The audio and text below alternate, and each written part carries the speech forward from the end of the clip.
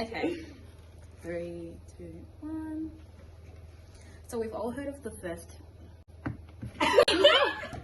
Come on. Being a woman.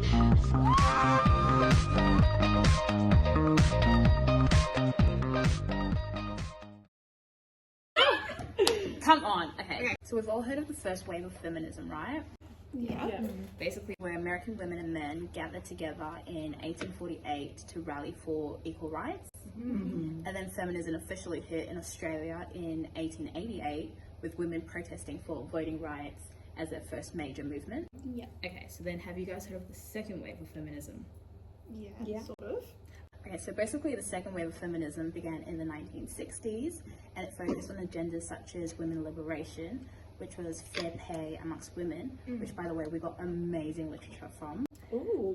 Reproductive rights, which generally was saying like, look, it's our body, we have the right to use contraception. Okay. We have the right to use contraception or abortion if needed. Yeah. And intersectionality, which finally included women of colour or women from multiple minority groups. It's actually crazy that they had to jump through so many hoops, even though they were American and Australian citizens. Yeah, speaking of citizenship, so back then the Liberal Party kind of perceived citizenship as individuals with democratic rights, individualism, and minimal government intervention. They were also very big on representation and democracy. And of course, this all sounds like amazingly ideal, but let's be real, that was the 1800s. Yeah. It's actually ironic how like a racist and sexist institution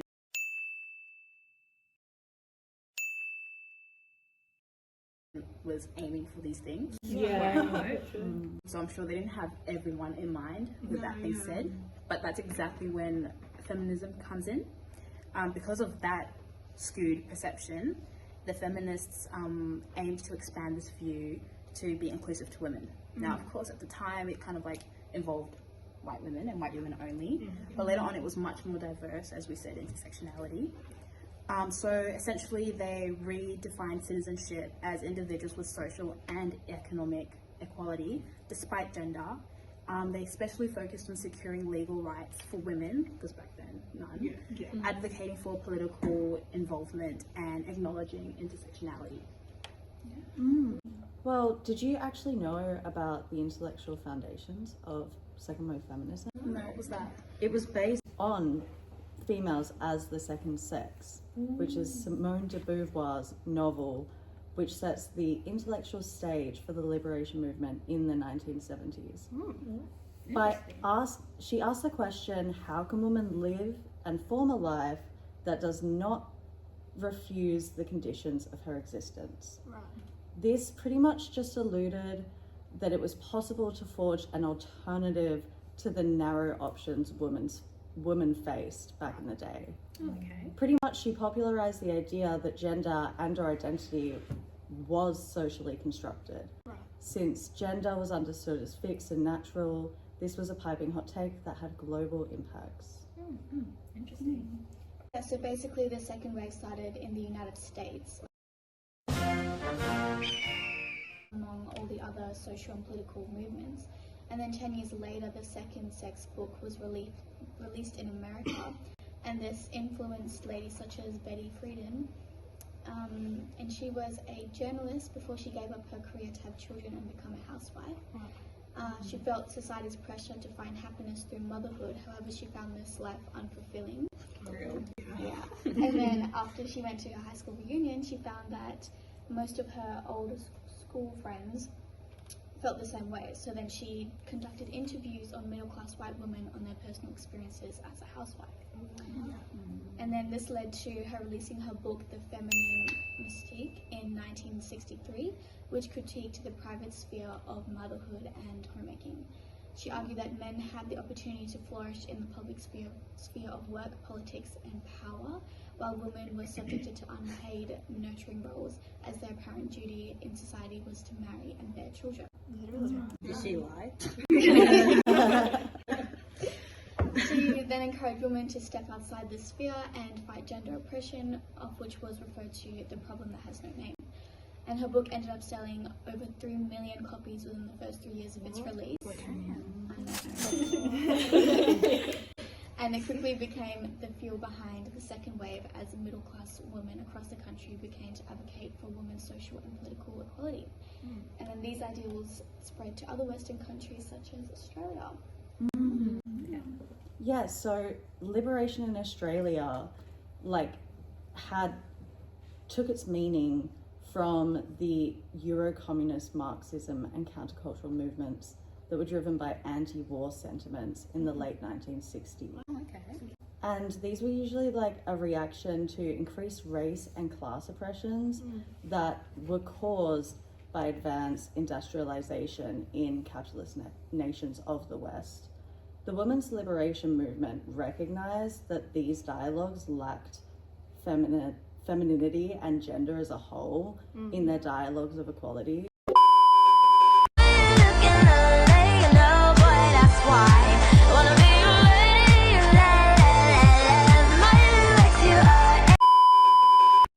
And then further promoted the intersection of other cultural movements during the 70s, such as the gay and lesbian movement and education reform.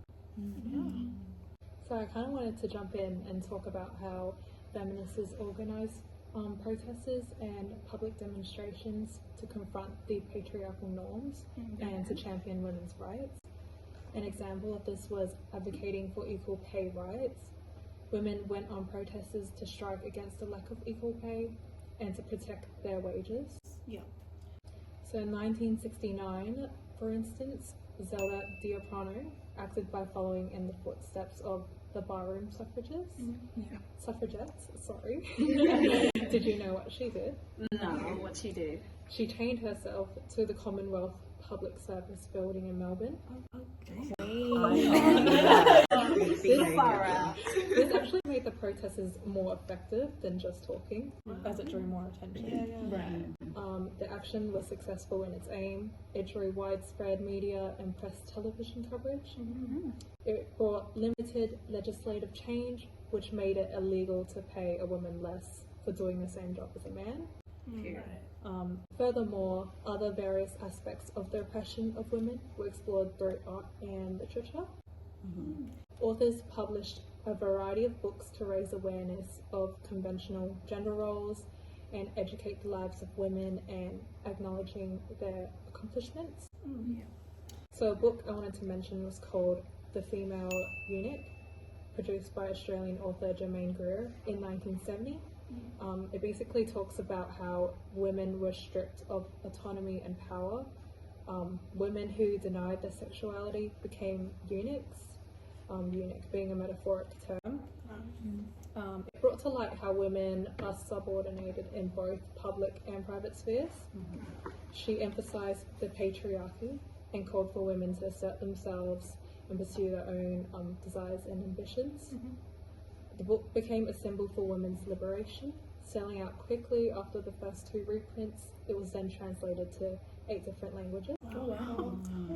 As a result, it created a public forum for women and ignited discussions about feminism, gender roles, and the emancipation of women. I just wanted to also follow along with that as well on that same topic.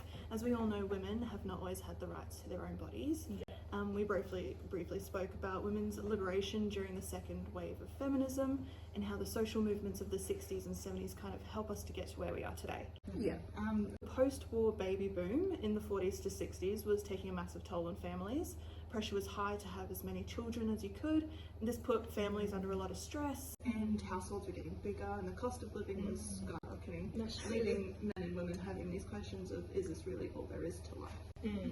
You know, then during the 1960s, the civil rights and the anti-war movement started actively carving their way through society with protesting and campaigns, allowing for the women's liberation movement to kind of jump on that action and spread awareness over the fact that women were not just baby machines and only good for motherhood. So in February of 1961, the first ever oral contraceptive pill was introduced in Australia, which is amazing. Although it was only available to married women. And it also included a luxury tax of about 27%. so not really amazing either. They love their luxury tax in Australia. Yeah. It also allowed women to have, I guess, control over their fertility and bodily autonomy, avoiding any unwanted pregnancies. It's really interesting, as the pill was so successful amongst women in Australia that it was made available to most women within the same year of its introduction. This also depended on what doctor you saw and if they were allowed to prescribe it, which also kind of sucks because not everyone could get access to it. Although this pill was a significantly important introduction to women's lives, there was also a number of challenges that kind of affected this as well. The American medical field had concerns over the long-lasting effects of the pill, and yet they were reluctant to actually investigate further into women's health and healthcare. Famous birth control activist Margaret Sanger encouraged the creators of the pill, Gregory Pincus and John Rock, to continue their research, as this further aided in the fight for women's fertility rights and women's healthcare. Sanger also was able to recruit feminist philanthropist Catherine McCormick to fully fund this research and shed light to the findings to the public. These activities all assisted in the introduction and distribution of the contraceptive pill, firstly in the US, known as Enovid, and later in Australia known as Anavlar. Yeah.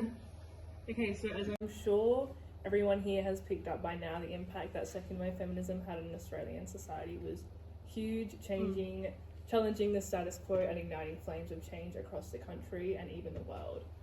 Second wave feminism wasn't just simply a movement though, as it served as a beacon of hope for generations of women to come. The advocacy within the movement triggered major legislative reforms mainly aimed at advancing gender equality in areas like reproductive rights, domestic violence and sexual assault and harassment. And these reforms basically just laid the groundwork for a more equitable legal framework and enhanced support structures for women across Australia. I also really think that if it weren't for second wave feminism, our understanding of intersectionality would not be where it is today. And here we sadly need to critique the movement and its lack of acknowledgement of women of colour, whereby it mostly focused on white middle class women, as we kind of mentioned a bit earlier. Despite this, the movement's legacy lies in laying the foundation for a more advanced understanding of intersectionality in contemporary discourse. And we now understand that there is an interconnectedness between people's experiences of race, gender, sexual orientation, income level, etc., in shaping their lived experiences. So, as I'm sure we all know today, there are major discussions surrounding sexual harassment and assault in society and in politics. And I think we can all say that without the movement, these discussions would not be nearly as well respected as they are. And the establishment of legal protections and support services owes much to the advocacy of second wave feminists. And I think we can also link second wave feminism to the Me Too movement, which was, I think, a major continuation of those major issues brought forward by those women who advocated for sexual assault and harassment. And basically the Me Too movement just works to amplify the voices of those survivors. And then to sum everything up that we've talked about today, second wave feminism laid the groundwork for many contemporary discussions and movements surrounding gender equality, social justice and women's rights. And its legacy continues to shape contemporary society by challenging entrenched norms and advocating for greater equality and justice for all individuals regardless of their gender. I mean, we all wouldn't be here today if it wasn't for that. Within an institution.